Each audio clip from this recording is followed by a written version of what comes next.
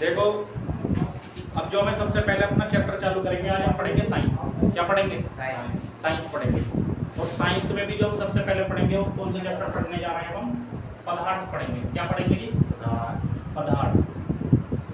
क्या होता है पदार्थ? इसे इंग्लिश में कहते हैं मैटर। क्या बोलते हैं इसे? METTER, matter. आगे बात समझ में? हर चीज दुनिया के अंदर पदार्थ है। हर चीज जो भी दुनिया के अंदर है वो सारी चीजें पदार्थ है। अब कैसे समझो इधर जरा। मान लो जिसके अंदर वजन है और वो जगह भी घेर रहा तो पदार्थ है। जैसे ये मेरे सामने, तुम्हारे सामने एक डंडा है। आगे बात समझ में? अभी बताओ, ये मान लो अगर मैं कहीं पे भी रखूंगा तो इसके अंदर ये वजन है, जगह घेर लिया है, तो इसका मतलब क्या है? पदार्थ। तुम हो, तुमने जगह घेर ली, तुम्हारे अंदर क्या है? वजन भी है ना, और तुमने जगह भी घेर ली, तो वो समझ लो चीज क्या है? वो पदार्थ है। कोई भी वस्तु जिसने जगह घेर ली और जिसके अंदर वजन है वो सब के सब किसमें पहुंचेंगे? पदार्थ में। बात समझ में आ रही है? ये है पदार्थ। आगे बात समझ में? क्लास 9 के अंदर जो पहले चैप्टर का नाम दे देंगे उसमें कह देंगे कि हमारे आसपास के पदार्थ, तो बता सकते हो ना। आई बात समझ में? इसी को ही बड़े अच्छे तरीके से विस्तारित रूप में पूरा समझा दूंगा पदार्थ चैप्टर है क्या। आगे बात समझ में? पदार्थ समझ में आ गया? हमने पदार्थ पढ़ा था कि भाई पदार्थ होता क्या है? क्या होता है पदार्थ? तुम बताओ, तुम्हारा क्या नाम है? राजा। तुम बताओ। पदार्थ जैसे तुम भी तो पदार्थ हो या नहीं? तुम्हारे अंदर वजन है, जगह घेर रहे हो, क्या हो तुम? पदार्थ। जिस वस्तु ने जगह घेर ली और जिसके अंदर वजन है वो सब के सब किस में पहुंच जाएंगे? पदार्थ के अंदर। आगे बात समझ में? मैं हूं, अगर मैंने जगह घेर ली और मैं क्या कर रहा हूं? जगह भी घेर ली, मेरे अंदर वजन भी है, तो क्या हो गया फिर? इसका मतलब पदार्थ। आगे बात समझ में? इससे ध्यान रखना।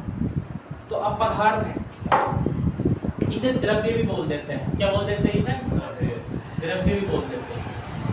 अब समझो जरा, पदार्थ को जो है हम दो भागों में डिवाइड करेंगे। कितने भागों में डिवाइड करेंगे? दो भागों में डिवाइड करेंगे। पहला भौतिक। पहला कौन सा है? भौतिक। और दूसरा कौन सा है? रासायनिक। दूसरा क्या नाम है? रासायनिक। पहले का नाम क्या है? भौतिक। और दूसरे का नाम क्या है? रासायनिक। पहले वाला भाग जो हो गया उसका नाम है भौतिक और दूसरे वाले का नाम क्या है इसमें? रासायनिक। आगे बात समझ में? तो पहला वाला हो जाएगा इसमें भौतिक और दूसरा वाला क्या हो जाएगा? रासायनिक। बात समझ में आ रही है? इधर समझो, उसमें कुछ मत देखो, कुछ नहीं लिखा नोट्स में या बुक में, पहले इधर समझ लो। आई बात समझ में? जब तुम्हारे सामने समझा जा रही है जब देखोगे नहीं, फिर बाद में किताब में समझ में नहीं आएगा तो फिर ढूंढोगे। आगे बात समझ में? अब ध्यान से देखो जरा इधर। मैंने अभी क्या बताया था? पदार्थ। पदार्थ आई बात समझ में? सब कुछ सही है। पदार्थ जो भी होगा, पदार्थ समझ में आ गया? तुम्हें समझ में आ गया संदीप? क्या है पदार्थ? पदार्थ जैसे हमारे अंदर वजन है या हमने अपनी जगह घेर ली तो हम पदार्थ हैं। आगे बात समझ में? जिस भी वस्तु ने अपनी जगह घेर ली और उसके अंदर वजन भी है। मान लो तुमने कड़ा पहन रखा, कड़े के अंदर वजन है, जगह घेर ली इसने, क्या है? पदार्थ। दांत है तुम्हारा, दांत के अंदर वजन है, जगह भी घेर रखी, यस की जगह कुछ और भी रख दोगे, जगह घेर ली ना इसने, पदार्थ। दो चीजें देखनी उसके अंदर। अब दूसरी बात मैंने क्या बताई कि पदार्थ को हमने कितने भागों में डिवाइड करा? एक भौतिक और एक फिजिकल और एक केमिकल। आगे बात समझ में? यानी कि भौतिक एंड रासायनिक, इस दो भागों में बांटा। अब भौतिक को भी जैसे कहते हैं कि पदार्थ की कितनी अवस्था है, तो पदार्थ की भौतिक अवस्था कितनी है वो जानेंगे यहाँ से। पदार्थ की भौतिक अवस्था कितनी है तो हम ज्यादातर पढ़ते हैं, जैसे पहला ठोस। ठोस जिसे इंग्लिश में बोलते हैं सॉलिड। क्या बोलते हैं इसे? सॉलिड बोलते हैं इंग्लिश में। बात समझ में आ रही है? तो ठोस हो गया। और एक होता है द्रव, जिसे इंग्लिश में बोलते हैं लिक्विड। क्या बोलते हैं इसे? लिक्विड। आगे बात समझ में? और एक होता है गैस। एक होता है गैस। अब समझो जरा ये क्या है। पदार्थ की भौतिक अवस्था कितनी है? ठोस, द्रव, गैस। अभी ठोस क्या होता है इसे समझो। ठोस जैसे मान लो कोई कण है और बहुत नजदीक है उसके एकदम, जैसे बर्फ है। बर्फ को किस श्रेणी में रखोगे? ठोस में। उसके कण इतने पास पास है कि तुम चाह के भी उसे दूर नहीं कर सकते। चाह के भी उसे क्या नहीं कर सकते? तुम दूर कर ही नहीं सकते। कैसे? मान लो ये जैसे स्टैंड है, जिस मोबाइल लगा हुआ है, ठीक है, कैमरा चल रहा है। अभी जिस चीज पर रुका हुआ है ठोस है, जब तो नहीं हो रही है। दीवार है, अगर मैं इस दीवार में देखो, अगर मैं अगर ऐसे करना चाहूँ तो ये अलग नहीं हो सकता। क्यों? क्योंकि ये कैसा है? ठोस है। बर्फ कैसा है? ठोस है। उसके कण क्या होंगे? पास पास। उसके कण कैसे होंगे? पास पास। आगे बात समझ में? उसके कण कैसे होंगे? पास पास। जब ही तो अगर तुम देखोगे कि अगर उसे तुम टच करोगे तो नहीं हो सकता, मतलब टच जैसे ही करोगे तो क्या अपनी अवस्था से हट जाएगा? नहीं हटेगा। लोहे का दरवाजा है, ठोस है? ठोस है, सॉलिड। आगे बात सुनना, उसके कण कैसे हैं? बहुत ज्यादा पास पास में। अगर जगह खुली हुई होगी जब तो तुम आर पार हाथ चला जाएगा, तो कैसे चला जाएगा उसमें देखेंगे द्रव में। ठोस समझ में आ गया? ठोस का मतलब क्या होगा? कोई भी ठोस पदार्थ, दो ठोस पदार्थों के नाम बता दो कोई भी, तुम बताओ संदीप। सर एक तो हो गया जैसे आपने बताया अभी टॉपिक दीवार का। हाँ दीवार भी हो गई, चलो एक हो गया जैसे हमारा कुछ भी सोच लो। लोहे का, जैसे हम ये बेंच पड़ी है, इसको हम टच करेंगे तो हम इसे मतलब दूर भी कर सकते हैं। हाँ इसके कण पास पास में, इसके ऊपर जब भी तो बैठ पा रहे हो, तो ये बेंच पड़ी है जब भी तो बैठ पा रहे हो, ठीक है। कोई भी अगर ठोस है तो उसके कण बहुत ज्यादा पास पास हैं। आगे बात समझ में, इस बात का ध्यान रखना, ठीक है। अब द्रव पे आओ। द्रव क्या होगा? द्रव को समझो। द्रव का मतलब होता है लिक्विड, पानी। जितनी भी पानी वाली चीजें हैं सबकी सब द्रव में पहुंच जाती है, सबकी किसमें पहुंच जाएंगी? द्रव में पहुंच जाएंगी। बात समझ में आ रही है? अगर मैं तुम्हें इसे चित्र के माध्यम से अगर मैं दिखाऊं, देखो इसका चित्र बना के दिखाऊं मैं तुम्हें, तो बहुत नजदीक नजदीक है, देखो है नजदीक, इतने नजदीक है कि बहुत ज्यादा नजदीक हो जाएंगे। मतलब इतनी जगह मैंने छोड़ दी, इतने नजदीक है कि इनके बीच में गैप ही नहीं है। आगे बात समझ में। अब द्रव पे आ जाओ। पानी है जैसे ये भी देखो, इसने अब जगह छोड़ने का कर दी चालू, यानी कि जो बर्फ तुमने अपने फ्रीजर में जमाया था, अब वो बर्फ क्या होने लगा? पिघलने लगा। तो किस अवस्था में आ गया वो? द्रव अवस्था। जितनी भी पानी वाली चीजें किसमें जाएंगी? द्रव अवस्था। पेप्सी किसमें जाएगी? शरबत किसमें जाएगा? ठीक है। शराब किसमें जाएगी? द्रव में। आगे बात समझ में। नींबू की शिकंजी किसमें जाएगी? द्रव में। जितनी भी लिक्विड वाली चीजें वो सब की सब किसमें रखोगे? द्रव में। उनके अब तुम देखो द्रव वाली है, तुमने पन्नी के अंदर जो है जो भी पॉलिथीन होती है, अगर तुमने उसके अंदर चलो पॉलिथीन छोड़ो, प्लास्टिक की बोतल देखी है, उसके अंदर लिक्विड होता है बराबर पेप्सी। अगर तुम देखोगे अगर पेप्सी की बोतल को पिचकाओगे तो पानी ऊपर नीचे हो जाता। या तुम देखोगे पॉलिथीन में तो उसकी जगह क्या है? उसके कण दूर दूर है, इसके कण दूर दूर है, जब तो ये पिचक जाता। और जरा लोहे के दरवाजे को पकड़ के जरा करिए, जरा लोहे के दरवाजे को कर दोगे? कर ही नहीं सकते। जो नारियल है, जिसमें नारियल जो पानी पीते हैं हम, नारियल को तुम दबा लोगे? है मजबूत, किसमें है वो? उसका खोल ऊपर का, उसका खोल किसमें है? ठोस में। और जो उसके अंदर पानी है वो किस अवस्था में है? द्रव अवस्था में। नारियल पानी से भी ऐसे तुम्हें याद रह जाएगा। बात समझ में आ गई यहाँ तक? ठोस कौन सी चीजें हो जाएंगी? जिसका आकार और आयतन दोनों फिक्स होगा, जिसका आकार भी और आयतन भी दोनों फिक्स होगा। अब तुम कहोगे आकार तो हमें समझ में आ गया, आकार का मतलब क्या? जैसे मेरी पूरी बॉडी का एक शेप है। आयतन का मतलब क्या है? जैसे एक कमरा है, क्लासरूम है हमारी, इसके अंदर कितनी कैपेसिटी है? डिब्बा है, डिब्बे का एक आकार है, उसके अंदर जगह कितनी है? कितने लीटर का है? 2 लीटर का, 1 लीटर का, 3 लीटर का, 10 लीटर का, वो होता है उसका आयतन, जगह उसकी। आगे बात समझ में। अब आ जाओ गैस पे। अब गैस में क्या हुआ? गैस तो गैस ही है। आगे बात समझ में। यानी कि अब इसके कण और दूर दूर चले जाएंगे। जैसे बर्फ था वो पानी बन गया, अब तुमने चूल्हे पे नीचे आग जला दी, अब वो पानी किस अवस्था में बदलना चालू हो जाएगा? गैस। भाप बन के उड़नी चालू हो जाएगी उसकी। बात समझ में आ रही? क्या उसके कण रुकेंगे? अभी तुमने जैसे ऑक्सीजन सिलेंडर लगाते कहीं पर भी कि भाई ऑक्सीजन सिलेंडर रखे हुए मिलेंगे तुम्हें जैसे हर जगह, या ऑक्सीजन सिलेंडर नहीं देखे होंगे तुमने, वो देखे होंगे जिससे आग बुझाते हो सिलेंडर, मिलते नहीं मिलते हर जगह, गाड़ी में भी लगाते जाकर हर जगह लगाते। क्यों उसे उसमें बंद करके रखा जाता? किस लिए बंद करके रखा जाता?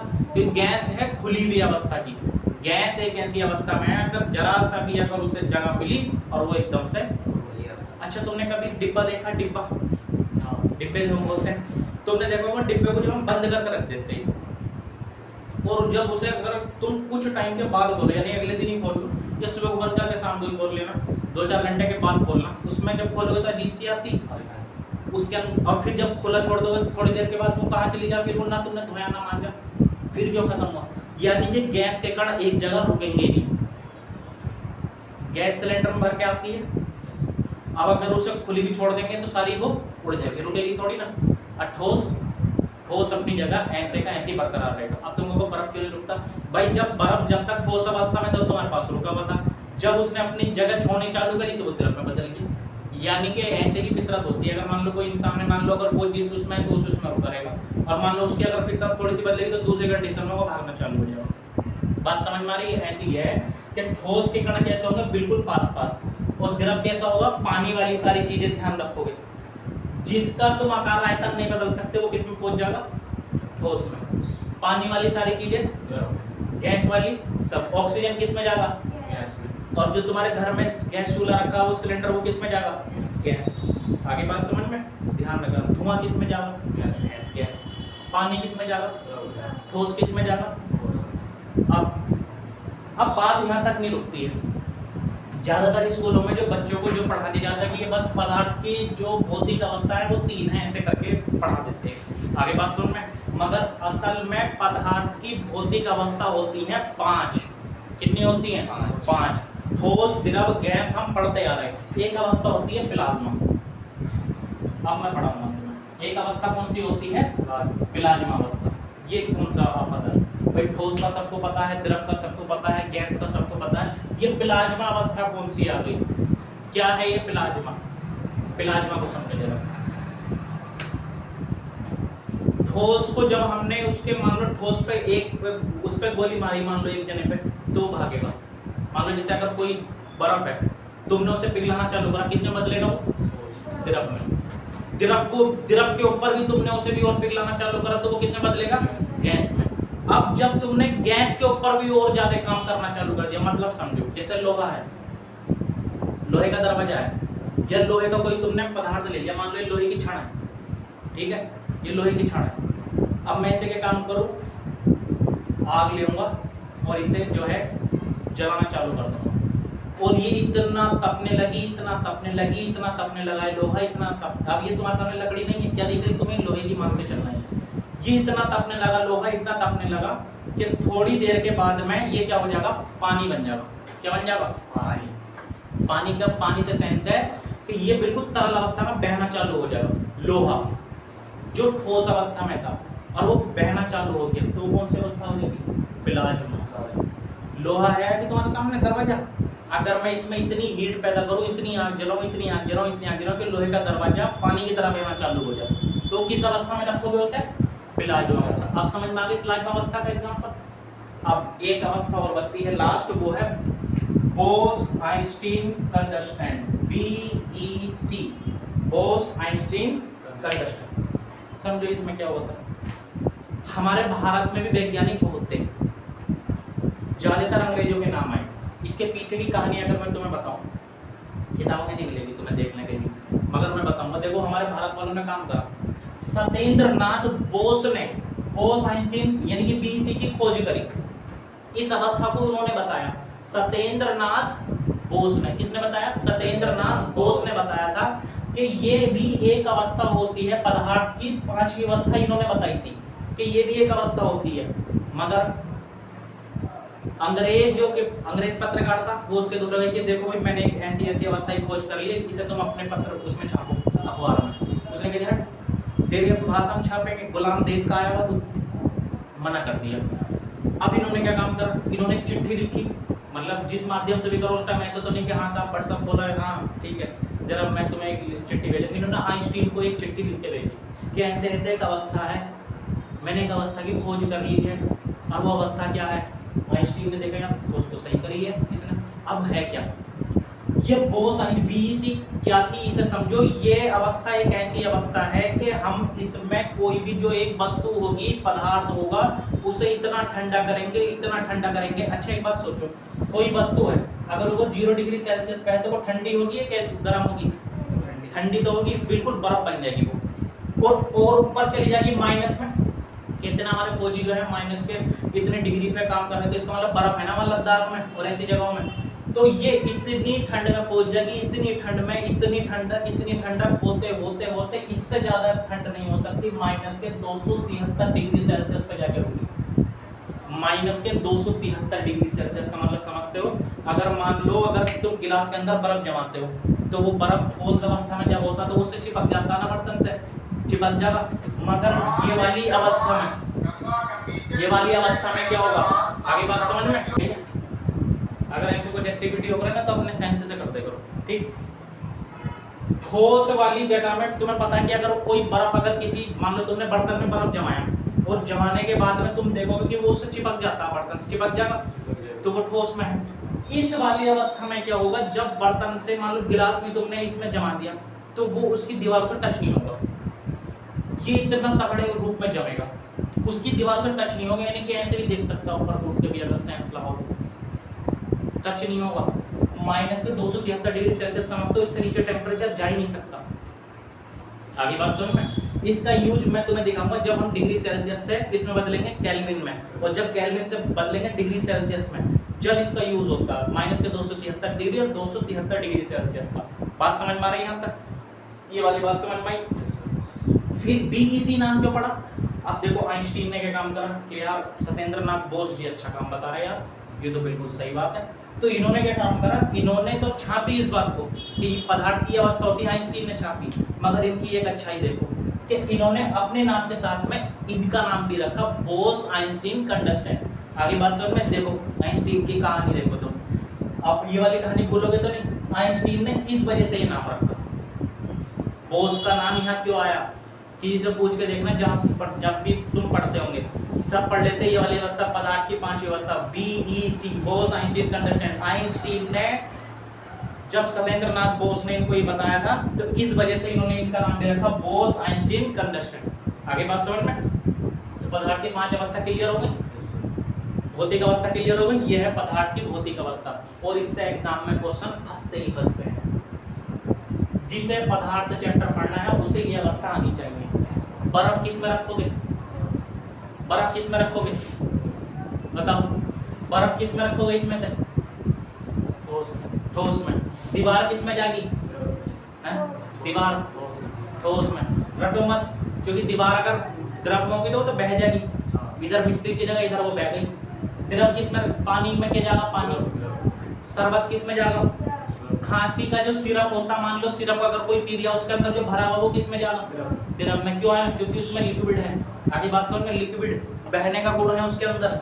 अब गैस, ऑक्सीजन जो हम ले रहे हैं किस में जाएगी, गैस, गैसीय अवस्था। आगे बात समझ में, प्लाज्मा अवस्था, यानी कि जैसे अगर तुम लोहा देखते हो, अगर वो पिघला दिया वो पानी की तरह बहना चालू हो गया तो वो किस में जाएगा, किस में जाएगा, प्लाज्मा अवस्था में। बोस आइंस्टीन कंडस्टेंट जो ये अवस्था है पदार्थ की भौतिक अवस्था की पांचवी अवस्था, जो इसे समझाई है, इसके अंदर समझ में आई है, इसके पीछे की कहानी समझ में आ गई। मैं अगर चाहता तो डायरेक्ट बता देता कि ये ऐसे ऐसे है, मगर मैंने तुम्हें वही बताया कि बोस नाम क्यों आया और आइंस्टीन नाम क्यों आया, जबकि आइंस्टीन का संबंध बोस से था ही नहीं, इसलिए ऐसे हुआ।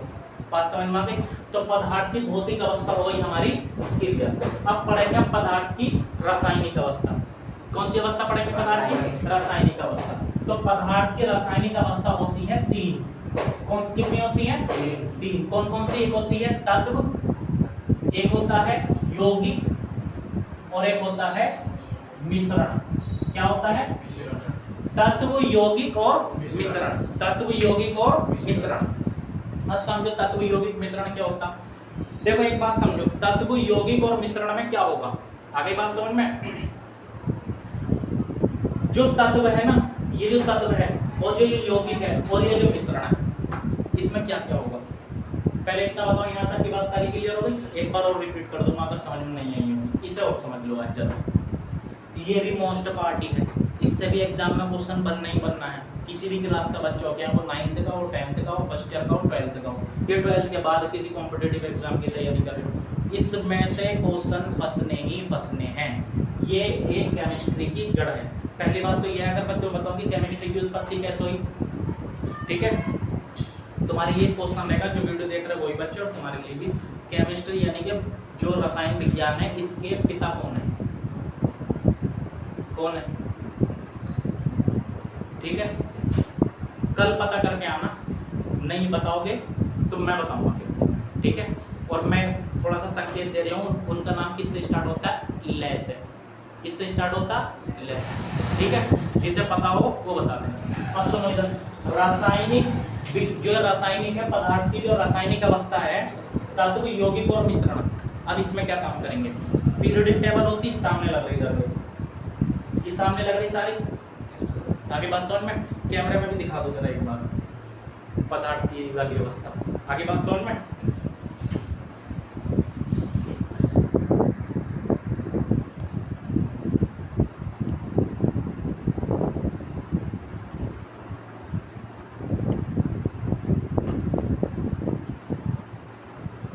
देखो इधर देखो, ये जितनी भी ये है, इधर देखो अभी ये क्या लग रही है तुम्हारे सामने?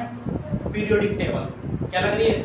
आवर्त सारणी से हिंदी में बोलते हैं। सरकार की तुम दशा देखो दिमाग की। सरकार ने पहले क्या डालती थी किताबों में? पीरियोडिक टेबल आती थी। अब जब से नई शिक्षा नीति लगी ना, किताबों में संशोधन करा, किताबों के अंदर से ये खत्म कर दी। जब बच्चे को ये नहीं पता हो कि इसके तत्व क्या है, ये जितने भी तुम्हारे सामने लिखे हुए हैं ये सब के सब तत्व हैं। क्या है? ये सब तत्व हैं। जैसे H यानी कि हाइड्रोजन तत्व है, ये इधर देख लो HENE, AR, KR, HCr, OG, ये सब के सब अकिर्य हैं। ये किसी से भी क्रिया जल्दी से, और ये इधर पहले वाले जो हैं ये अकिर्य हैं, ये एकदम से क्रिया कर लेंगे। HLINAKRBCSFR यानी कि hydrogen, lithium, sodium, potassium, rubidium, ये सारे के सारे एकदम अभिक्रिया कर लेंगे, इसलिए मैंने लगा रखी। आगे बात समझ में? ये सब के सब क्या है? तत्व है। ऑक्सीजन, ऑक्सीजन क्या होगा? ये समझ में आ रही है तुम्हें? जब भाई क्या है, इधर समझ लो, इधर ध्यान लगाओ ना, जब तुम्हारा ध्यान इधर होगा। बात समझ में आ रही नहीं आ रही? ये बहुत मोस्ट चीजें बता रही हूँ जो डायरेक्ट एग्जाम में आने वाली है। आगे बात जब भाई जब आती है, जब हमारा ध्यान पढ़ाई से हट के कहीं और भी जा रहे हो, सारा ध्यान यही होगा ना, तो इंटरेस्ट आएगा। समझ में आ गई बात? ठीक है, अब जो है इस पे ध्यान देना। ये जितने भी चीजें तुम्हें दिख रही हैं सब की सब किसमें है? तत्व में। अब मैं तुम्हें यहाँ बोर्ड के माध्यम से समझाऊंगा कि ये कैसे कैसे सही हो जाएंगे। ठीक है,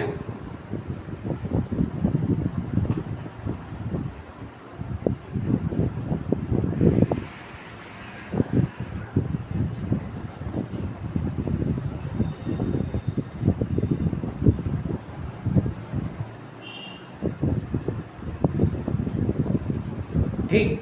अब इधर देखो,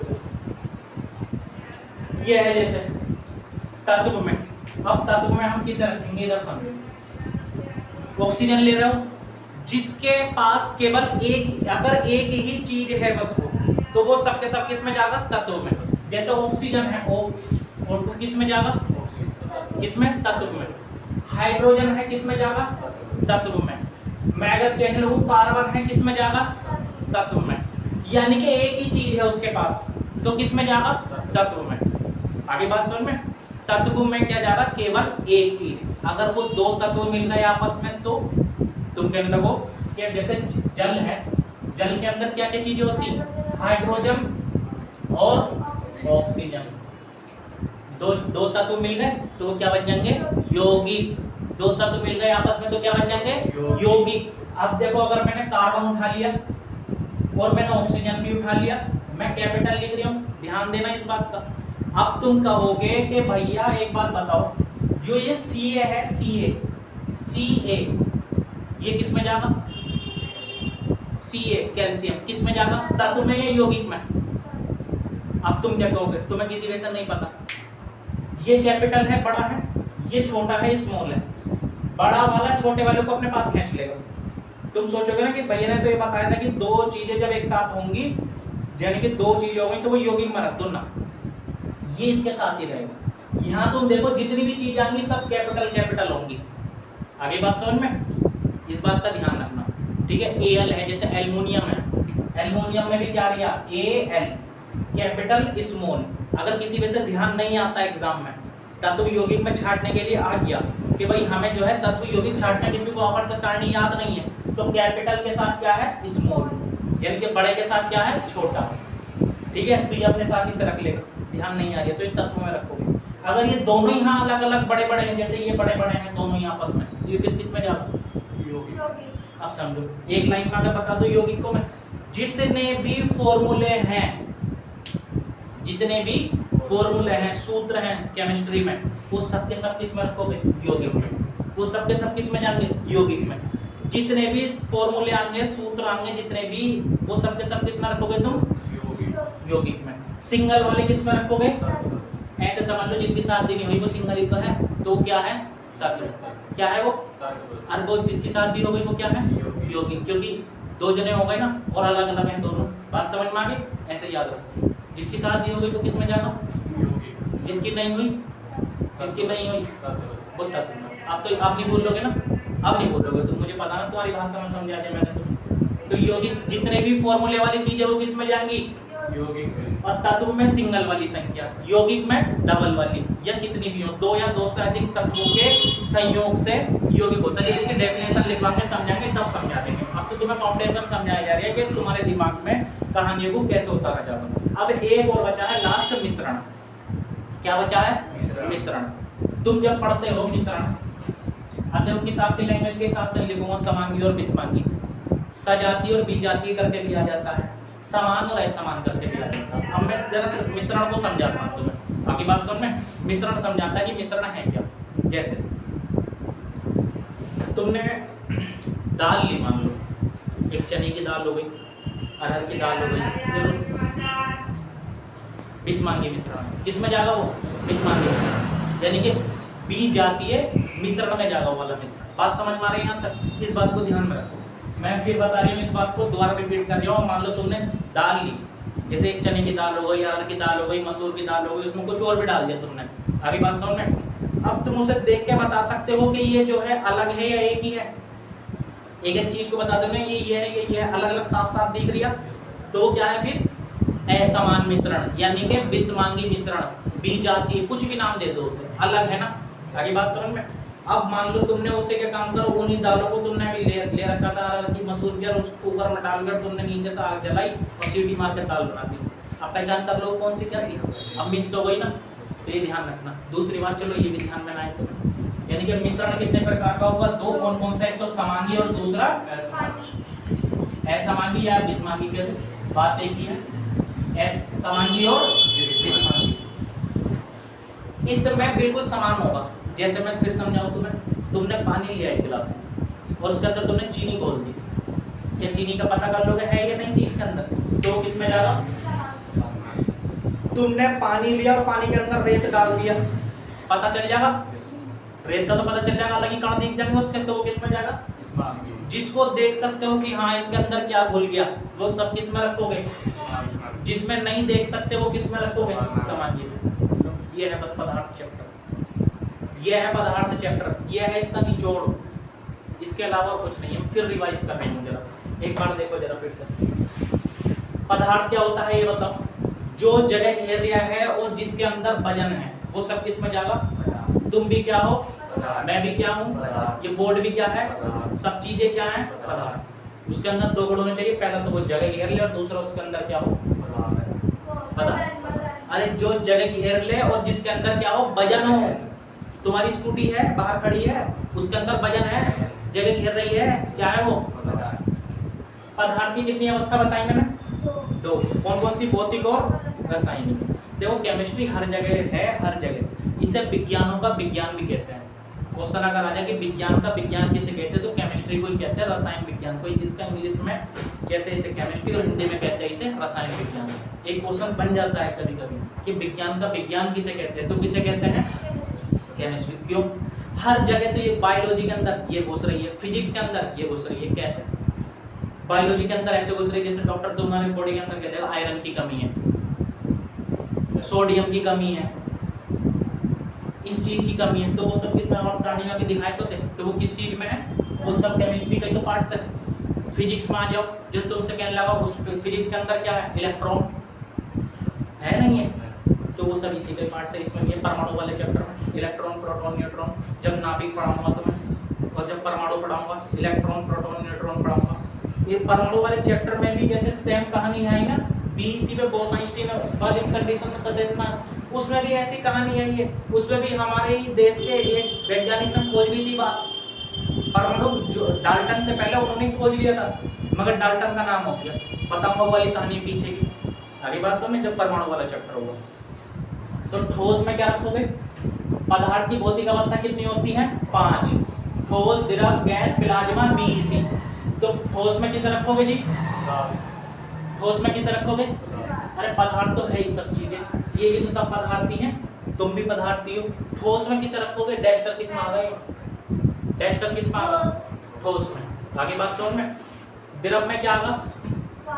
जितनी भी पानी वाली चीजें हैं। गैस में क्या होगा, ठीक है।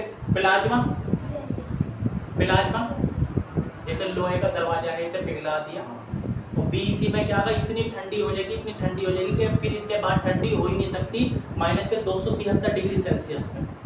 रसायन, इसके रासायनिक तत्व क्या है पदार्थ के, तत्व, यौगिक और मिश्रण, जो केवल जिसमें केवल एक ही चीज हो, एक ही वस्तु से बना हो, वो क्या होगा, जैसे सोना है, एयू कहते हैं उसे, सोना है। सोना बताओ तत्व है, यौगिक है, मिश्रण है। अब सोने की तुमने ज्वेलरी बनवा ली, प्योर सोना 24 कैरेट का होता है, उसकी कोई वस्तु नहीं बन सकती, उसमें मिलावट करनी पड़ेगी। अब उसमें मिलावट कर दी तो अब वो तत्व है या यौगिक, अब उसमें हो गई मिलावट। आगे बात समझ में, वो उसमें क्या हो गई, मिलावट। आगे बात समझ में, तो वो तत्व नहीं रहा, ज्वेलरी तत्व नहीं रहा। तुम ऑक्सीजन ले रहे हो, वो किस में जाएगी, किस में जाएगी। देखो एक चीज और समझो, इसमें एक टॉपिक और रह गया समझाने से, जो चालक, अर्धचालक और कुचालक, ये समझाने से रहेगा मुझे, ठीक है। जो तत्व होते हैं, देखो एक चीज और समझो, इसमें मुझे ध्यान आ गया अभी, ये समझ में आ गए सब। इसी के अंदर का एक पार्ट और है, जो धातु होती है, धातु, अधातु और उपधातु, उसे और समझो। ठोस के ही पार्ट्स होते हैं, वो भी किसके पार्ट होते हैं, और वो भी किसके अंदर आते हैं, पदार्थ के। ये सब समझ में आ गया, नोट डाउन करो जरा इसे, जिससे तुम्हें ध्यान रहे, 2 मिनट के अंदर नोट डाउन कर लो इसे, नोट डाउन उतार लिया सबने।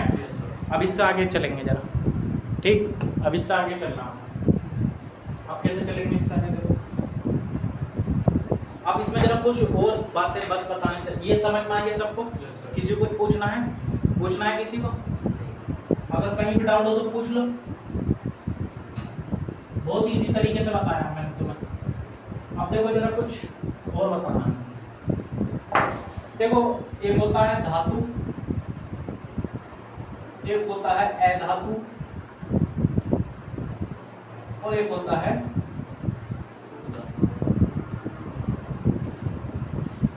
मेटल, नॉन मेटल, और ठीक है। धातु क्या होगी और धातु, अधातु क्या होगी। धातु जो होती है वो विद्युत की सुचालक होती है, यानी कि चालक कह दो या कुचालक कह दो, सुचालक और कुचालक होगी, और ये अर्धचालक होगी।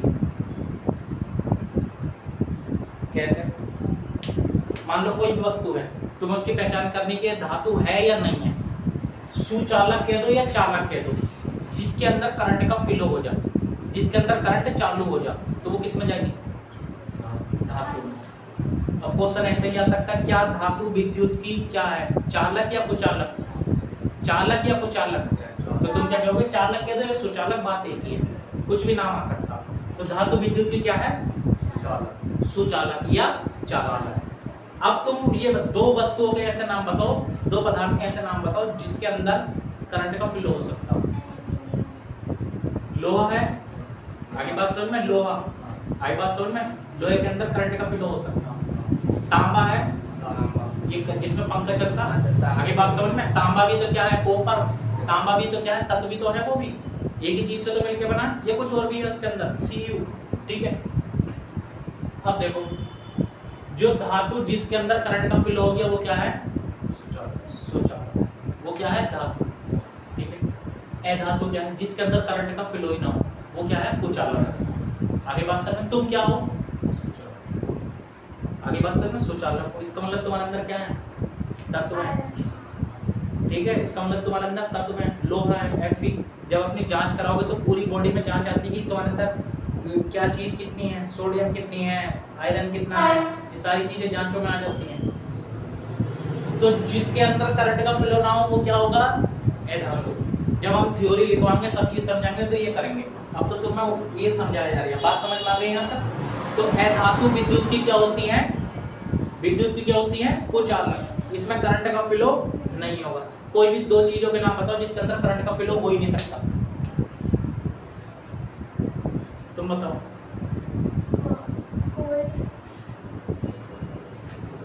तुम्हारे आसपास भी ये सारी चीजें, इसमें से देख लो। लकड़ी, लकड़ी के अंदर करंट का फ्लो हो जाएगा। स्टूल प्लास्टिक है, इसके अंदर करंट का फ्लो हो जाएगा। आगे बात समझ में? तो फिर घबराना क्यों है? आगे बात समझ में? कागज, ठीक है, जबकि कागज बनता किससे है? लकड़ी से। आगे बात समझ में? उपधातु ये होती अर्धचालक। जैसे तुमने सिम देखी होगी, उसके ऊपर रहता, ठीक है, उस सिलिकॉन, उसको छोड़ो, वो समझ में नहीं आ रहा तुम्हें। जैसे अगर मैं तुम्हें कह लूं कि उसके अंदर हल्का करंट जाएगा, फोन तुम्हारा किस में आगा? उपधातु। इलेक्ट्रिक पंखा चल रहा है, ये किस में जाएगा? इलेक्ट्रिक है। जो इलेक्ट्रॉनिक है आइटम जितने भी हैं, वो फोन वगैरह, वो सब किस में जाएंगे? उपधातु में। जैसे अगर तुम देख लो वॉशिंग मशीन है, अगर उसके अंदर करंट का फ्लो आ रहा है तो पूरी चल रही घूम के, और उपधातु होगी तो वो थोड़ी चलेगी फिर रुक जाएगी, थोड़ी चलेगी फिर रुक जाएगी। तो इसका मतलब क्या है? वो उपधातु। आगे बात समझ में? जिसमें करंट का फ्लो हो रहा है तो धातु, जिसमें करंट का फ्लो नहीं हो रही है वो क्या है? अधातु। और जिसमें हो भी रहा है और नहीं, जिसमें धातु और अधातु दोनों के गुण होंगे, होंगे भी और नहीं भी होंगे, वो क्या है? धातु। बात समझ में आ गई? यहाँ तक बात समझी? सो यहाँ से भी क्वेश्चन फंस जाए। अब जितना मैंने पढ़ाया है इसे एक बार जरा बैठ कर रिवाइज करो, जितना इसे समझाया, कुछ पूछना हो पूछो और याद करो, फिर मैं तुमसे पूछूंगा। बात समझ में आ रही है?